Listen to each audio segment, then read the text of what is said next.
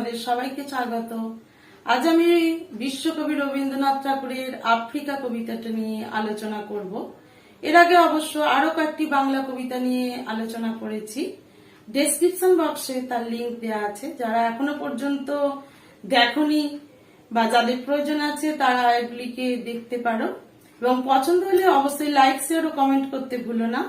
এবং আমার করা ভিডিওগুলি যাতে সর্বপ্রথম তোমাদের কাছে পৌঁছে যেতে পারে তার জন্য অবশ্যই সাবস্ক্রাইব করো এবং ডান দিকে বেল আইকনটি ক্লিক করো।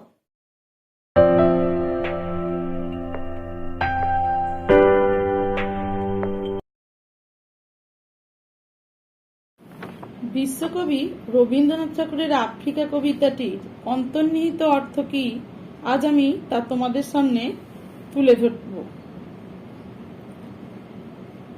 আফ্রিকা কবিতাটিতে রবীন্দ্রনাথ আফ্রিকা মহাদেশের উদ্ভব, তার রহস্য, অভিব্যক্তি এবং অপমানের ইতিহাস লিপিবদ্ধ করেছেন।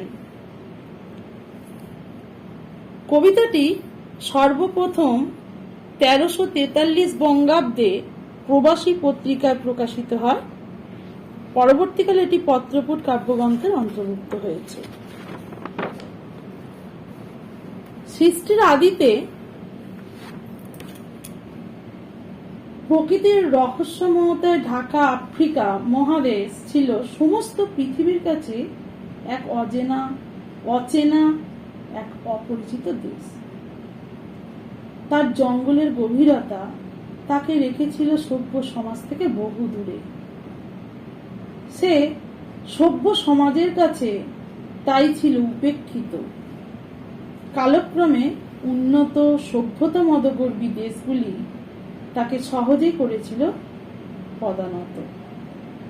এই অন্ধকারাচ্ছন্ন মহাদেশের অরণ্যের গভীরে লুকিয়ে থাকা সম্পদকে তারা আহরণের চেষ্টায় চালালো এক অমানবিক আক্রমণ।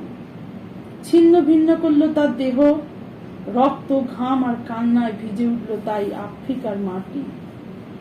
আর সেই কোমল মৃত্তিকায় পদাঘাত এনে যেন কলঙ্কের চির চিহ্ন দিয়ে গেল আফ্রিকার বুকে।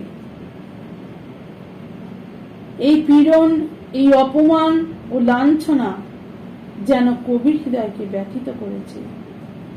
কবিতায় মর্মাহতভাবে ক্ষমা চেয়ে নিয়েছেন অপমানিত আফ্রিকার থেকে। শুভবুদ্ধি সম্পন্ন মানুষদের তিনি জাগ্রত করতে চেয়েছেন আফ্রিকার এই কলঙ্কিত ইতিহাস নিয়ে, কারণ তার ধারণা এর মধ্য দিয়ে ঘটবে পাপের প্রায়শ্চিত্ত। আফ্রিকা, রবীন্দ্রনাথ ঠাকুর।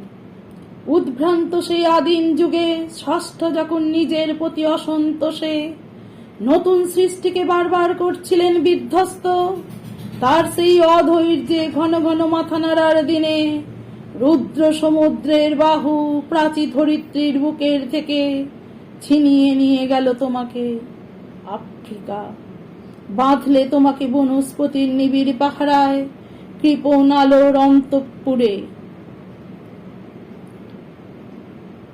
সেখানে নিভৃত অবকাশে তুমি সংগ্রহ করছিলে দুর্গমের রহস্য, চিনছিলে জল স্থল আকাশের দুর্বাদ্য সংকেত, প্রকৃতির দৃষ্টি অতীত জাদু মন্ত্র জাগাচ্ছিল তোমার চেতনাতীত মনে। বিদ্রুপ করছিলে ভীষণকে বিদ্রুপের ছদ্মবেশে, সংখ্যাকে চাচ্ছিলে হার মানাতে, আপনাকে উগ্র করে বিভীষিকার প্রচন্ড মহিমায় তাণ্ডবের দুন্ধবী নিনাদে। হায় ছায়াবৃতা কালো ঘোমটার নিচে অপরিচিত ছিল তোমার মানব রূপ উপেক্ষার আবিল দৃষ্টিতে। এলো ওরা লোহার হাত করি নিয়ে, নখ যাদের তীক্ষ্ণ তোমার নেকড়ের চেয়ে। এলো মানুষ ধরার দল, গর্বে যারা অন্ধ তোমার সূর্য হারা অরণ্যের চেয়ে। সভ্যের বর্বর লোক নগ্ন করল আপন নির্লজ্জ অমানুষতা, তোমার ভাষাহীন ক্রন্দনে বাষ্পাকুল অরণ্য পথে পঙ্কিল হলো ধুলি তোমার রক্তে অশ্রুতে মিশে। দস্যু পায়ের কাটামারা জুতোর তলায় বিভৎস কাদার পিণ্ড চিরচিহ্ন দিয়ে গেল তোমার অপমানিত ইতিহাসে। সমুদ্র পাড়ে সেই মুহূর্তেই তাদের পাড়ায় পাড়ায় মন্দিরে বাজছিল পূজার ঘণ্টা, সকালে সন্ধ্যায় দয়াময় দেবতার নামে। শিশুরা খেলছিল মায়ের কোলে, কবির সঙ্গীতে বেজে উঠেছিল সুন্দরের আরাধনা। আজ যখন পশ্চিম দিগন্তে প্রদোষকালে ঝঞ্ঝা বাতাসে রুদ্ধশ্বাস, যখন গুপ্ত গহ্বর থেকে পশুরা বেরিয়ে এলো, অশুভ ধ্বনিতে ঘোষণা করল দিনের অন্তিম কাল। এসো যুগান্তরের কবি, আসন্ন সন্ধ্যার শেষ রশ্মিপাতে দাঁড়াও ওই মানহারা মানবীর দ্বারে, বলো ক্ষমা করো হিংস্র প্রলাপের মধ্যে, সেই হোক তোমার সভ্যতার শেষ পুণ্যবাণী। আফ্রিকা, রবি। দেখো প্রথম স্ট্যান্জাটা, উদ্ভ্রান্ত সেই আদিম যুগে স্রষ্টা যখন নিজের প্রতি অসন্তোষে নতুন সৃষ্টিকে বারবার করছিলেন বিধ্বস্ত। স্রষ্টা অর্থাৎ সৃষ্টিকর্তা অর্থাৎ ভগবান, যিনি পৃথিবীকে সৃষ্টি করেছেন, তিনি বারবারই পৃথিবীকে সৃষ্টি করছেন, বারবারই সেটাকে বিধ্বস্ত করছেন, মানে ধ্বংস করছেন, ভেঙে ফেলছেন। আর এটা করতে করতে যখন তিনি তার মনের মতো সৃষ্টি করতে পাচ্ছেন না, তখন নিজেই হয়ে পড়েছেন অসন্তুষ্ট, নিজের প্রতি নিজেই অসন্তোষ প্রকাশ করছেন। আর এই অসন্তোষ বারবার সৃষ্টি আর ধ্বংসের মধ্য দিয়ে তিনি হয়ে উঠেছেন উদ্ভ্রান্ত, মানে পাগলের প্রায়। তখন তিনি কি করছেন? তিনি অধৈর্য হয়ে পড়েছেন। তার সেই অধৈর্যে ঘন ঘন মাথা নাড়ার দিনে, অর্থাৎ তিনি অধৈর্য হয়ে খালি মাথা নাড়াচ্ছেন যে তার সৃষ্টিটা তার মনোপুত হচ্ছে না, তার মনের মতো হচ্ছে না। তিনি অসন্তোষে সেটাকে বারবার ধ্বংস করছেন আর বারবারই সৃষ্টি করছেন। ঠিক এই রকম যখন অবস্থা, তখন রুদ্র সমুদ্রের বাহু প্রাচীর ধরিত্রীর বুকের থেকে ছিনিয়ে নিয়ে গেল তোমাকে আফ্রিকা। অর্থাৎ কবি বলেছেন, যখন ভগবানের বোধহয় এইরকম যখন অবস্থা, যখন তিনি নিজের প্রতি নিজে অসন্তুষ্ট, তখন রুদ্র মানে হচ্ছে রাগী। শিবের আর একটা নাম জানো তো তোমরা, রুদ্র, কারণ তিনি যখন রেগে যান প্রচন্ড মানে রাগী হয়ে ওঠেন। সেই মানে সমুদ্রের বাহু যখন আর কি, সমুদ্র যখন এতে রেগে গেছেন, প্রচন্ড সমুদ্র রেগে গেছে, তখন তার বাহু অর্থাৎ হাত অর্থাৎ সমুদ্র যেন তার হাত দিয়ে প্রাচী ধরিত্রীর বুকের থেকে, অর্থাৎ পুরানো যে ধরিত্রীটা অর্থাৎ পৃথিবীটা সৃষ্টি করছিলেন ভগবান, সেই ধরিত্রীর বুকের থেকে ছিনিয়ে নিয়ে গেল তোমাকে। অর্থাৎ আফ্রিকাকে যেন সবার থেকে আলাদা করে তৈরি করলো, আফ্রিকাকে যেন সবার থেকে আলাদা করে রাখলো, তাকে যেন ছিনিয়ে নিয়ে গেল ওই রাগান্বিত সমুদ্রের বাহু অর্থাৎ হাত। কি করলো ছিনিয়ে নিয়ে গিয়ে? বাঁধলে তোমাকে বনস্পতির নিবিড় পাহারায়।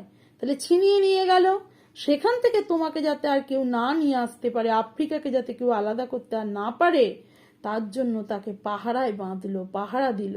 কি দিয়ে? না বনস্পতি। বনস্পতি কথার অর্থ হচ্ছে বনের পতি, অর্থাৎ বড় বড় বৃক্ষরাজিকে বোঝায়। তা আফ্রিকা মহাদেশ আমরা জানি ঘন জঙ্গলে আবৃত, এমনকি সূর্য রশ্মিও সেখানে প্রবেশ করতে পারে না। সূর্য রশ্মি সেখানে প্রবেশ না করায় পুরো আফ্রিকা মহাদেশটা অন্ধকারাচ্ছন্ন মহাদেশ নামে পরিচিত। ওখানকার মাটি এতটাই ভেজে থাকে, এতটাই পঙ্কিল থাকে যে সেখানে বড় বড় কীটপতঙ্গরাও বিষধর হয়ে ওঠে। তাই বলছে যে তোমাকে বাঁধলে বনস্পতির নিবিড় পাহারায়, অর্থাৎ বড় বড় বৃক্ষরাজি স্থাপন করলো তোমার বুকে এবং সেই দিয়ে তোমাকে পাহারা দিতে লাগলো। আর সেই বনস্পতির মধ্য দিয়ে অর্থাৎ গাছপালার ফাঁক দিয়ে একটুও আলো তার ভিতরে প্রবেশ করতে পারে না, এত ঘন জঙ্গল। তাই বলছে আলো যেন সেখানে তার কৃপণতা প্রকাশ করছে। কোথায় যেতে? না বনস্পতির অন্তঃপুরে, মানে ভিতরে, অর্থাৎ গাছপালা ভেদ করে আলো যে প্রবেশ করতে পারে না, অর্থাৎ সেও যেন কৃপণতা বোধ করছে। দ্বিতীয় সেন্টেন্সটা দেখো, সেখানে নিভৃত অবকাশে তুমি সংগ্রহ করছিলে দুর্গমের রহস্য। তার মানে তার হাতে প্রচুর সময়, সে পুরো নিতান্তই একা। সেই অবসর সময়কে বলা হয়েছে অবকাশ। নিভৃত মানে হচ্ছে একাকী থাকা। তাহলে একাকী থেকে তোমার যে প্রচুর অবকাশ, সেই অবকাশে তুমি তোমার দুর্গমের রহস্যটা সংগ্রহ করছিলে।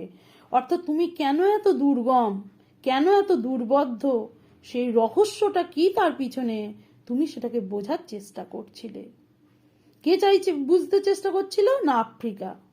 আর কি হচ্ছে, তুমি তার সঙ্গে চিনছিলে জলস্থল আকাশের দুর্বদ্ধ সংকেত, যে তোমাকে জল, জলভাগ, স্থল অর্থাৎ স্থলভাগ এবং আকাশ কি সংকেত দিচ্ছে, কি চিহ্ন দিচ্ছে, সেই দুর্বদ্ধ সংকেত যা তোমার বোঝার প্রায় অযোগ্য ছিল, সেটাকেও তুমি বোঝার জন্য, অনুমান করার জন্য চেষ্টা চালিয়ে যাচ্ছিলে।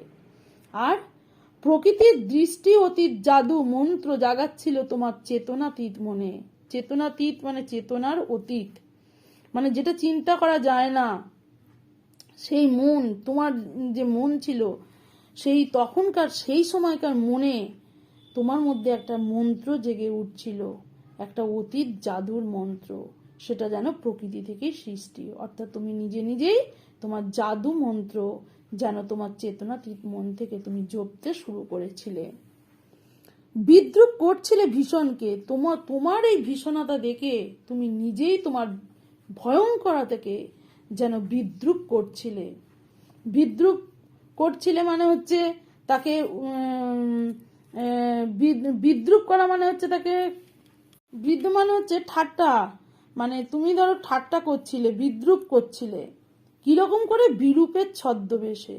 বিরূপ মানে হচ্ছে বিপরীত, অর্থাৎ ছদ্মবেশ। তোমার ভালো লাগছিল না তোমার এই বিভৎসতাটা, তবু তুমি এক ছদ্মবেশ ধারণ করে, বিপরীত ছদ্মবেশ ধারণ করে তাকে ঠাট্টা করছিলে যে আমি এরকম।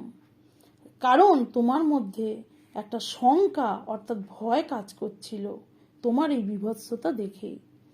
তাই তুমি তোমার সেই সংখ্যাকে চাচ্ছিলে হার মানাতে। চাচ্ছিলে মানে চাইছিলে, অর্থাৎ তুমি তোমার নিজের এই ভয়কে হার মানাবার জন্য উল্টো দিকে অর্থাৎ বিরূপভাবে একটা ছদ্মবেশ ধারণ করে নিজের ভীষণতাকে বিদ্রুপ করছিলে, অর্থাৎ মজা করছিলে। আপনাকে উগ্র করে বিভীষিকার প্রচণ্ড মহিমায়, মানে নিজে প্রচণ্ড উগ্র রূপ ধারণ করে, অর্থাৎ প্রচণ্ড চঞ্চলভাবে নিজের এই ভয়কে তুমি ঠাট্টা করছিলে। বিভীষিকা, বিভীষিকা মানে হচ্ছে ভয়, প্রচণ্ড মহিমায় অর্থাৎ প্রচণ্ড ভয় পেয়ে গিয়ে তুমি উগ্র রূপ ধারণ করে তোমার এই বিভৎসতাটাকে তুমি চাইছিলে হার মানাতে। যেমন ভাবে তাণ্ডবের দুন্ধবী নিনাদে, দুন্ধবী হচ্ছে যুদ্ধের বাজনা, নিনাদ কথার অর্থ হচ্ছে আওয়াজ, অর্থাৎ যুদ্ধের সময় যে দুন্ধবীর বাজনা বেজে যে যুদ্ধ আগে শুরু হতো, ঠিক সেই রকম করে তুমি যেন দুন্ধবী নিনাদের মাধ্যমে তাণ্ডব শুরু করেছিলে।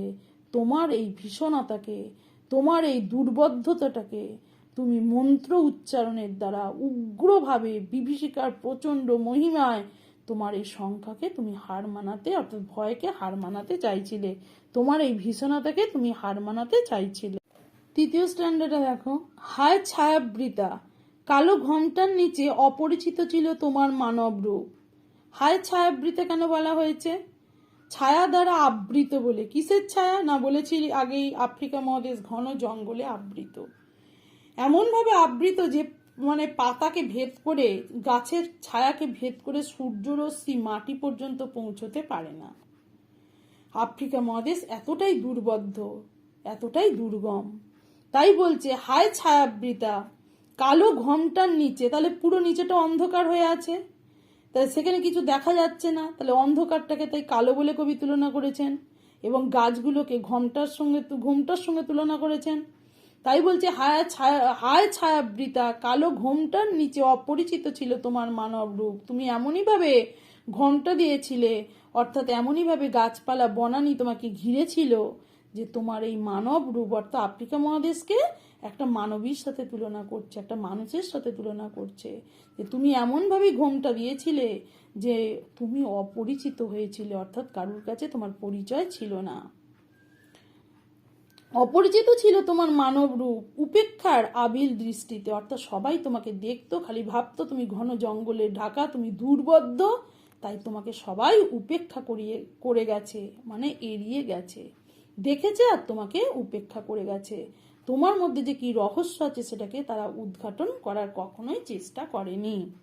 এরপরে কি হলো, এলো ওরা লোহার হাতকড়ি নিয়ে, নখ যাদের তীক্ষ্ণ তোমার নেকড়েছে। এলো ওরা, ওরা বলতে সভ্যতা মদগর্বী দেশগুলো, যখন বিজ্ঞানের দাক্ষিণ্যে, যখন তারা উন্নতি লাভ করলো, যখন লোহার আবিষ্কার হয়ে গেল, যখন অনেক কিছু যন্ত্রপাতি আবিষ্কার হলো, তখন ভাবলো আমরা আফ্রিকা মহাদেশের এই দুর্বদ্ধতাটা আমরা কাটিয়ে উঠতে পারি। বড় বড় লোহার যন্ত্রপাতি শিকল নিয়ে গাছ কাটার জন্য তোমাকে এলো ছিন্ন ভিন্ন করতে। তাই বলছে এলো ওরা লোহার হাতকড়ি নিয়ে, অর্থাৎ তোমাকে কি করলো, হাতকড়ি দিয়ে যেমন মানুষকে ধরে, তাকে যেমন তার করায়ত্ত করে রাখে, তেমনি লোহা দিয়ে, লোহার যন্ত্রপাতি নিয়ে তোমাকে এলো বাঁধার জন্য। এবার ওদেরকে, ওই সভ্যতা মদগর্বী মানুষকে তারা যে এইভাবে তোমাকে ছিন্ন ভিন্ন করেছে, তাই তো আফ্রিকা মহাদেশের সাথে তাদের অস্ত্রের তুলনা করেছে। যে নখ যাদের তীক্ষ্ণ তোমার নেকড়েছে, অর্থাৎ তুমি তো এই দুর্বদ্ধ, তুমি ঘন জঙ্গলে আবৃত, তোমার মধ্যে কত নেকড়ে, কত পশু, কত কীট পতঙ্গ সমস্ত কিছু রয়েছে যারা হচ্ছে ভয়ঙ্কর। তা সেই ভয়ঙ্কর নেকড়ের নখের থেকেও ওদের নখ যেন আরো তীক্ষ্ণ, আরো ধারালো। কেন বলেছেন কবি, যে সেইগুলোকে উপেক্ষা করে তবেই তোমাকে ওরা ছিন্ন ভিন্ন করতে পেরেছে। তাই বলছেন এলো ওরা মানুষ ধরার দল, অর্থাৎ আফ্রিকার বুক থেকে ওরা কৃতদাস সংগ্রহ করেছে, মানুষকে ধরে নিয়ে গেছে, কৃতদাস হিসেবে ধরে নিয়ে গেছে আফ্রিকার কালো মানুষদের। তাই বলছে এলো ওরা মানুষ ধরার দল। গর্বে যারা অন্ধ তোমার সূর্যহারা অরণ্যের চেয়ে, তোমার এই অরণ্য যারা সূর্যের আলোয় আলোকিত হয়, যারা সূর্য থেকে তাদের খাদ্য রস সংগ্রহ করে, আজ সেই অরণ্য সূর্যহারা, মানে নিচের দিকে জঙ্গল ভেদ করে সূর্য প্রবেশ করতে পারে না। হ্যাঁ, সেই গর্বে, তোমার যে গর্ব যে আমি সূর্য ছাড়াই এই সমস্ত কিছু করছি, আমি নিজে বেঁচে আছি, এই যে তোমার গর্ব, তার থেকেও তাদের গর্বে তারা আরো বেশি গর্বিত, তারা গর্বে অন্ধ হয়ে গেছে তোমার সূর্যহারা অরণ্যের চেয়ে, অর্থাৎ তারা তোমার থেকে আরো বেশি গর্বিত। তুমি নিজেকে সাজিয়ে জানা গর্বিত, তোমাকে পরাস্ত করে তারা আরো বেশি গর্বিত। সভ্যের বর্বর লোভ নগ্ন করলো আপন নির্লজ্জ অমানুষতা। তারা যেহেতু সভ্য হয়েছে, সভ্যতার সঙ্গে সঙ্গে তাদের সমস্ত কিছু উন্নতি হয়েছে, আর যত মানুষের উন্নতি হবে সে আরো বেশি চাইবে। তাই বলছে সভ্যতার বর্বর মানে হচ্ছে অসভ্য লোভ, নগ্ন করলো আপন নির্লজ্জ অমানুষতা।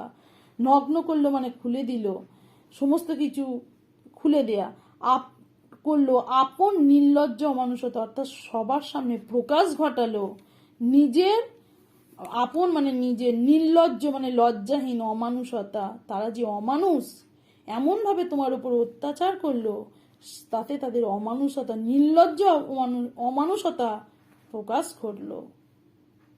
তোমার ভাষাহীন ক্রন্দনে বাষ্পাকুল অরণ্য পথে পঙ্কিল হলো ধুলি তোমার রক্তে অশ্রুতে। তাহলে কি হলো, এইভাবে যখন তোমাকে অমানুষের মতো অত্যাচার করলো, তারা নিজেদের গর্বে গর্বিত হয়ে, নিজেদের সভ্যতার গর্বে গর্বিত হয়ে তোমাকে অপমান করলো, তোমাকে নগ্ন করলো, তাদের অমানুষতা সবার সামনে প্রকাশ করলো। তুমি তখন কি করেছিলে? তুমি তখন কেবলমাত্র ভাষাহীন ক্রন্দন করেছিলে, অর্থাৎ মুখে কোনো কথা না বলে চুপচাপ কেবল কেঁদেছিলে।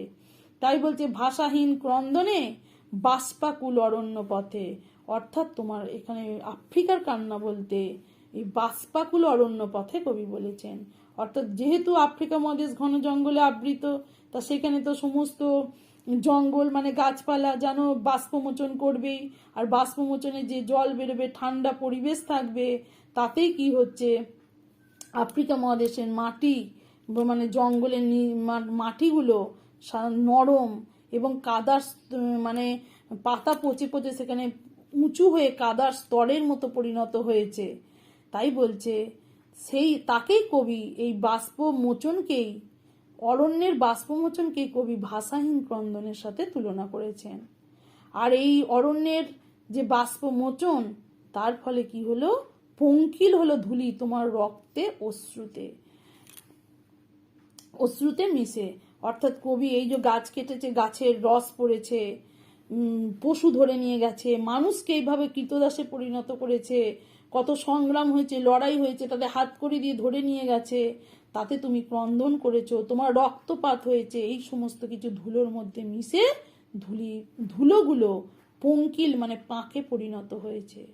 আর সেই পাঁকের মধ্যে যে দস্যু, তারা যে মোটা পায়ে কাঁটা মারা জুতো পরে এসেছিল, মানে লোহার জুতো পরে এসেছিল নিজেদেরকে সংরক্ষিত রাখার জন্য, তোমার এই ভয়ঙ্কর কীটপতঙ্গের হাত থেকে বাঁচার জন্য, তাদের কাঁটা মারা জুতোর তলায় তোমার বিভৎস কাদার পিণ্ড, মানে তাদের জুতোর তলায় আফ্রিকা মহাদেশে নরম পাঁকের মতো কাদার পিণ্ড তাদের জুতোর তলায় আটকালো, এবং সেই জুতোর ছাপ তোমার বুকে রেখে গেল।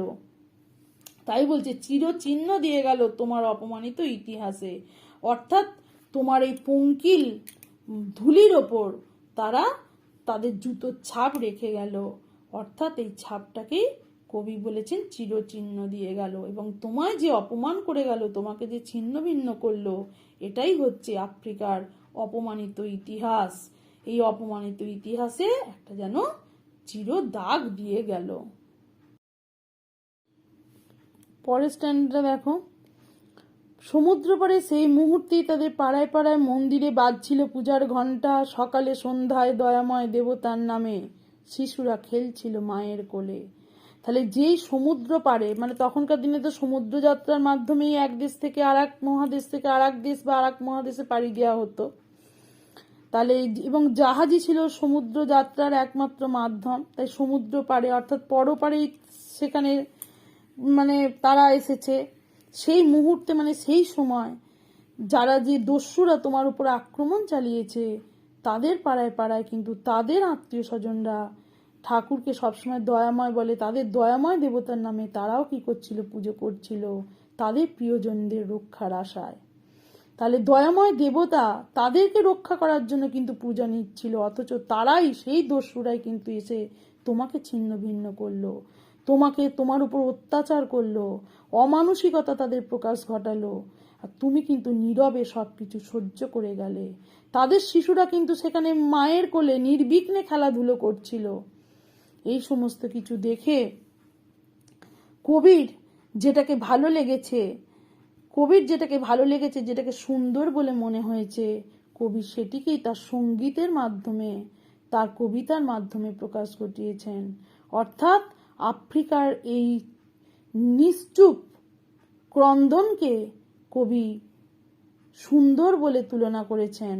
তাই তিনি আফ্রিকার জয়গান গেয়েছেন, তিনি সুন্দরের আরাধনা করেছেন, অর্থাৎ আফ্রিকার আরাধনা করেছেন। তারপরে স্ট্যান্ডার্ডে দেখো, আজ যখন পশ্চিম দিগন্তে প্রদোষকালে ঝঞ্ঝা বাতাসে রুদ্ধশ্বাস, যখন গুপ্ত গহ্বর থেকে পশুরা বেরিয়ে এলো, অশুভ ধ্বনিতে ঘোষণা করলো দিনের অন্তিম কাল, তখন কি হলো দেখো।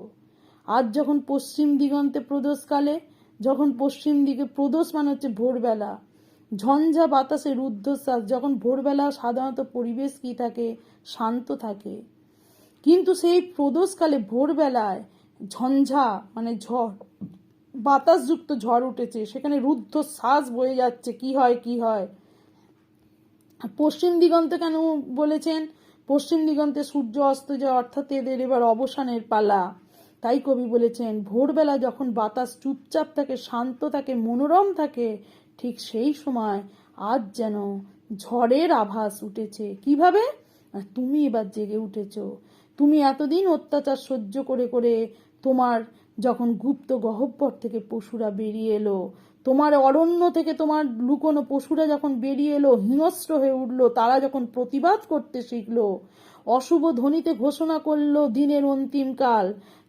তারা প্রতিবাদের মাধ্যমে তারা যেন তাদের দিন শেষ হয়ে এসেছে, অর্থাৎ তোমরা যাও, আমরা জেগে উঠেছি বলে তারা যখন তাদের অন্তিম কাল মানে শেষ কাল ঘোষণা করলো, তাদের এই আক্রমণের, তাদের এই নৃশংস অমানসিকতার যখন অন্তিমকাল ঘোষণা করলো, তখন যুগান্তরের কবি, যুগান্তর মানে হচ্ছে যুগের অন্তর, অর্থাৎ একটা যুগের শেষ, অর্থাৎ একটা যুগ শেষের পর আফ্রিকাও আস্তে আস্তে করে উন্নতি লাভ করেছে, তখন সেও প্রতিবাদ করতে শিখেছে, সেও নিজেকে রক্ষা করতে শিখেছে।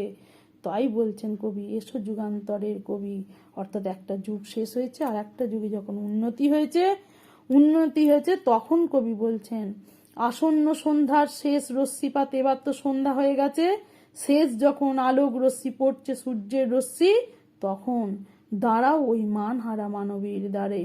তখন কবি প্রার্থনা করেছেন যে আজ এবার আফ্রিকার ওপর অত্যাচার শেষ হয়ে গেছে, একটা যুগ থেকে আর একটা যুগে আমরা পদার্পণ করছি, আফ্রিকাও জেগে উঠেছে, সেও তার গুপ্ত গহ্বর থেকে পশুদের বার করেছে, আজ সূর্যের শেষ রশ্মিটা যেন সন্ধ্যাবেলায় পড়ছে। এখন যদি আমরা রুখে না দাঁড়াই, এখন যদি মানবীর ওই মহামানবীর দ্বারে যদি আমরা না দাঁড়াই, দ্বারে মানে দরজায় যদি না দাঁড়াই, না ক্ষমা চাই, তাহলে আমাদের কি হবে? বলো ক্ষমা করো, এখন আমাদের সময় এসেছে তার কাছে ক্ষমা চেয়ে নেয়ার, তাকে নির্যাতনের জন্য, তাকে অত্যাচারের জন্য, তার বিভৎসতা প্রকাশ করার জন্য আমরা চলো ক্ষমা চেয়ে নিই, তবেই আমরা এখান থেকে মুক্তি পাবো। হিংস্র প্রলাপের মধ্যে সেই হোক তোমার সভ্যতার শেষ পুণ্যবাণী। তুমি যে হিংস্রতা প্রকাশ করেছো, তোমার সভ্যতা মদগর্বী যে গর্ব তুমি যে ওদের মাধ্যমে প্রকাশ ঘটিয়েছো, নিশ্চুপভাবে সেগুলোকে সহ্য করে গেছে, আজ যখন ও সেগুলিকে প্রতিবাদ করতে এসেছে, এটাই আমাদের সময় তার কাছে ক্ষমা চেয়ে নেয়ার, এটাই আমাদের যেন পুণ্যবাণী হয়, এটাই আমাদের যেন সভ্যতার প্রকাশ হয়।